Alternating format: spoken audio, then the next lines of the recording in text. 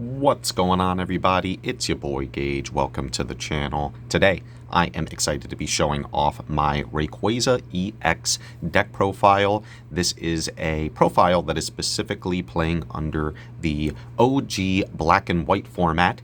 This card came out in the Dragons Exiled set, and that is around the 2012 to 2013 era of the Pokemon trading card game. So I'm excited to show off the deck list, but before I do, if you're fans of content like this, please remember to like, comment, and subscribe. So I'll go ahead and hop right into it. So by far, one of my most favorite Pokemon, legendary Pokemon in the game is Rayquaza, and that is because I am very much a Gen 3 stan. I love that game to bits. I played it so much, and there was just nothing like the feeling of encountering the Rayquaza on the Sky Pillar for the very first time. Just an epic moment, and this deck is very, very fun to play and reminds me of those days. So as far as the Pokemon itself, it has two very decent attacks. The Celestial Roar attack, which for one colorless, discards the top three cards of the deck, and if any of them are energy, you attach them to the Rayquaza. So that really helps to get you set up, because you really want to try and get as many energies as possible onto the Rayquaza, so that you can then follow up with a Dragon Burst, which says that you can, for a fire and electric energy, discard all basic fire energy or all basic electric energy attached to the Pokemon, and it does 60 times the number of energy cards that you discarded. So obviously, as you start to rack up more and more of your energy onto the Rayquaza, you are rewarded in being able to do exponentially large amounts of damage to the point where you can one-shot pretty much anything. There are, aside from the Celestial Roar and just hard attaching an energy per turn, there are other cards that we are playing in the deck to help support getting as much energy onto the Rayquaza as possible. So it's nice because there are always going to be, a lot of the time you are just going to end up keeping the fire on your Rayquaza, because if you discard those electric energies, we are playing a Pokemon that can help attach them back to your Rayquaza. So yep, just a very powerful card, and that is why I'm choosing to max out, mostly because I want this to be a Rayquaza-centric build. For a secondary attacker, I am choosing to play 2 copies of Raichu, as well as 2 copies of Pikachu. Just a very solid attacker.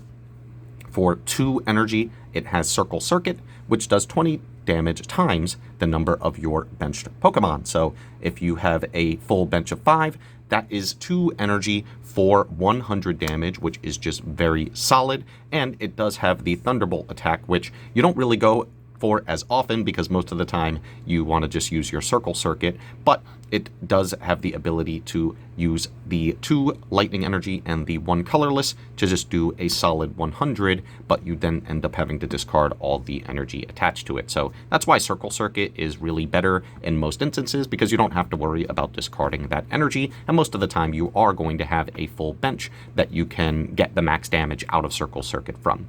The thing about Raichu is that it is also just a great pivot, because of the fact that it just so happens to have free retreat, which is a nice bonus. So I have found that because we're playing a large amount of electric energy for the Rayquaza, that the Raichu is a perfect fit to be able to go and coincide with the Rayquaza. So yeah, I appreciate being able to play these as just a secondary option. Obviously, Rayquaza's our main man, but if we just want a kind of a low cost, kind of low risk option to go out in battle, Raichu is great because it is only worth 1 prize, whereas if Rayquaza gets knocked out, because of the EX rule, you are losing 2 prizes, so it's a little bit more of a liability.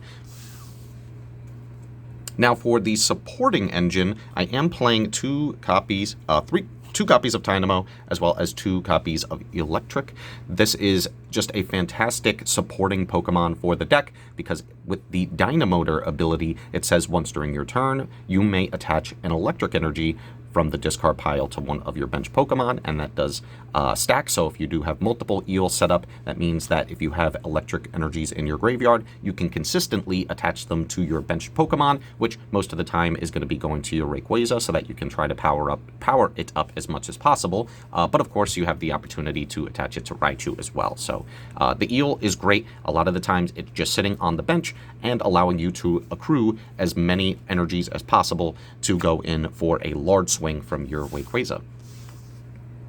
I'm also playing 4 copies of Dedenne, which in general is just a very good Pokemon because of its entrainment attack, which for 1 energy allows you to search the deck for up to 2 basic Pokemon and put them onto your bench. So really this is just kind of a staple Pokemon that any deck can choose to play during this time period, simply because that colorless energy does not, it doesn't lock you into searching for a specific type. So yeah, you could just usually throw it into many different decks, but it just so happens to work really well in this deck because we happen to utilize electric energy. So there is synergy, especially with the energy short attack, which for 1 energy, you can do 20 damage times the number of energy attached to your opponent's active Pokemon. So that really punishes your opponent for being attaching a lot of energy on their end, and Dedenne can actually be a very scary Pokemon that your opponent may not be expecting. So Dedenne can actually come in clutch as an alternate attacker if necessary. However, we are really utilizing it for its ability to get our plays going by searching the deck for 2 basics, so either getting us to access to our Rayquaza and our Tynamo, or even our Pikachu. So yeah, Dedenne is a welcome addition to the deck, so I really want to play 4 copies to ensure that I see him as soon as possible so I could get set up as soon as possible. Now for the trainers, I am playing 4 copies of Ultra Ball, just a solid option to be able to help you search for your Pokemon.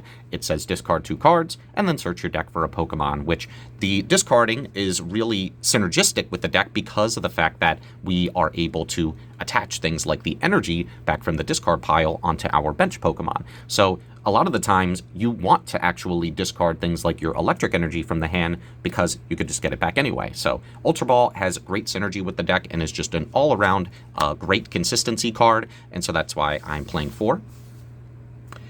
I'm also playing 2 copies of Pokemon Communication just to ensure, again, that we are able to see as many of our Pokemon as quickly as possible. It just so happens that if you, for example, start off with one of the evolutions in your hand, you could just swap it out for the basic, and that way it goes back into the deck so that you can access it later on. So yeah, Pokemon Communication is a solid option. So we already have 4 Ultra Balls, so we really don't need too many ways to be able to get those evolutions out of our hand, but Pokemon Communication is great just in case. And for Pokemon Search, the last one I'm playing is 3 copies of Level Ball, just because it says that you could search your deck for a Pokemon with 90 HP or less. So that is all of our small basics, like our Dedennes, our Tynamos, and the Pikachu. But what is really unique and powerful about this search card is that it does just so happen to search for the evolutions as well. So you can go ahead and use it to search out your Eel, and you can use it to search out for your Raichu because they all are within the HP threshold to be searched off of the Level Ball. So actually very strong to be able to have so many different targets in the deck. There's so many different ways to be able to search for your Pokemon, so I want to maximize on those, the best ways of doing so, and Level Ball is certainly the best one to do so. Unfortunately, it obviously is not going to be searching out for our Rayquaza, which is why I'm not necessarily maxing out on 4 copies there.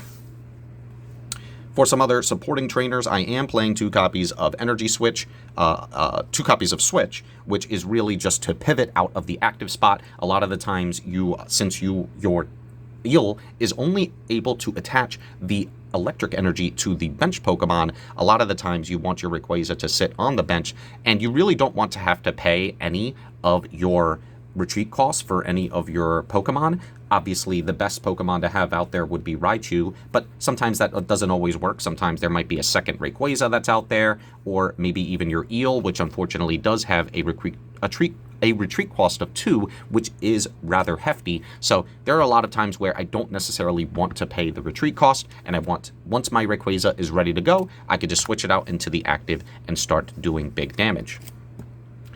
And I am playing the 1 Energy Switch. There are many times where you might have your Rayquaza out in the active. The Eel can then just attach something to, the Raichu that's on the bench, or, or any Pokemon that are on the bench. And then you could just swap it to the active spot so that you don't have to worry about having to have that Pokemon on the bench in order to gain access to the Eel's additional energy that you're getting every single turn. So Energy Switch is just a nice tech in general.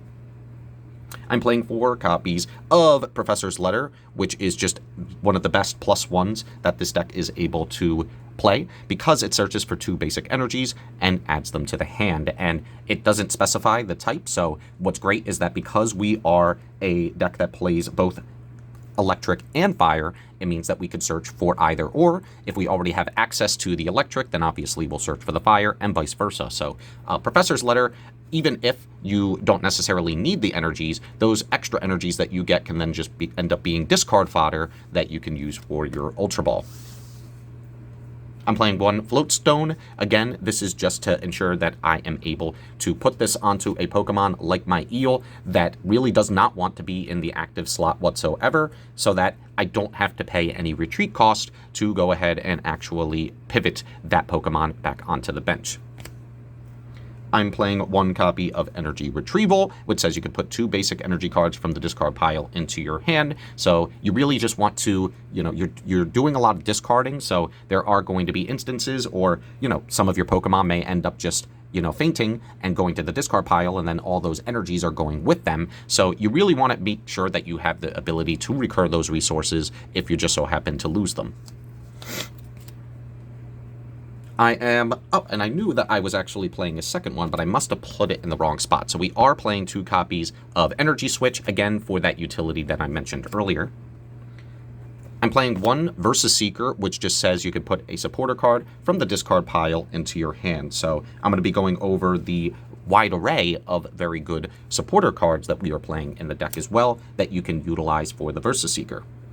So, for consistency, I am playing my favorite one, and that is 4 copies of Professor Juniper, which is pretty much Professor's Research. You discard your hand and draw 7 cards. We like being able to have as much consistency as possible to ensure that we are able to play the game. So, Professor Juniper is a solid staple trainer that we can utilize for this deck. I'm also playing 3 copies of Lysander. We are a very aggressive deck. This is essentially Boss's Orders, where you can force out your opponent's bench Pokemon with their active Pokemon. So that ensures that you are going to continue to keep up the pressure as much as possible, and you don't have to worry if you end up having to discard one off of, your Professor Juniper, because you will at least have 1 or 2 extra in the deck. So that is why I'm choosing to play 3. You really just want to make sure that your opponent is not hiding the Pokemon that maybe you've done a little bit of chip damage to on the bench, and that you can close out games if necessary. I'm playing 1 copy of N, which is just a very solid disruption in this format.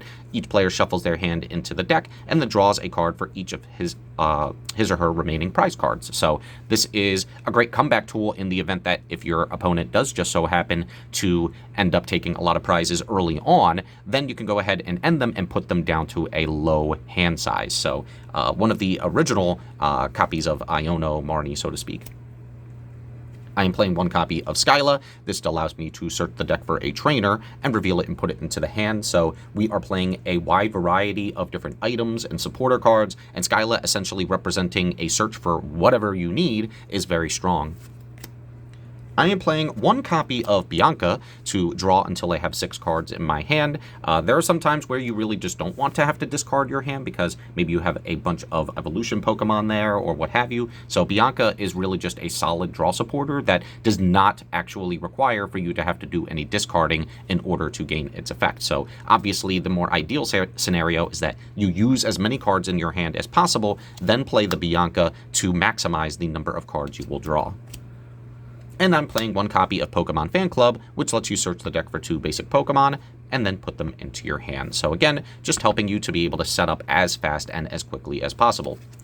As for the energies, we are playing 5 copies of Fire Energy, as well as 9 copies of our electric energy. We are not playing as many fire, mostly because the idea is that we want to take advantage of our Dynamo to be able, the electric, to attach the energies that we get in the discard pile onto our Pokemon that are onto the bench. So a lot of the times you don't end up wanting to discard the fire energy off of your Rayquaza because you don't have to do both. You only have to discard either fire or electric. So a lot of the times you'll keep at least 1 fire energy on the Rayquaza, and then as you start to build the electrics, when you discard them to use his effect, you will do 180 damage in this instance if you have 3 that you remove from him, and then these will simply just be reattached via the eel later down the line so that you can at least keep the fire onto your Rayquaza. So you could definitely play around with the numbers of the different energy that you choose to use, but I found that this ratio has been working for me. So guys, that is going to be it from me. I really hope that you appreciate and learn something from the deck profile. This was an era of the game that is bygone. A lot of these cards are very old, and so it's nice to be able to just kind of take a step back in time to be able to look at some of these older strategies and see how the game has developed over time. There are a lot of cards that have similar effects even up until this day in the Pokemon trading card game, so it's always nice to be able to see what the origins of those cards were. So this is a very fun deck. I highly recommend it if there is any interest in playing some of the older formats in the Pokemon trading card game. And yeah, I really appreciate your time. Please remember to like, comment, and subscribe if you like content like this. And until next time, GG.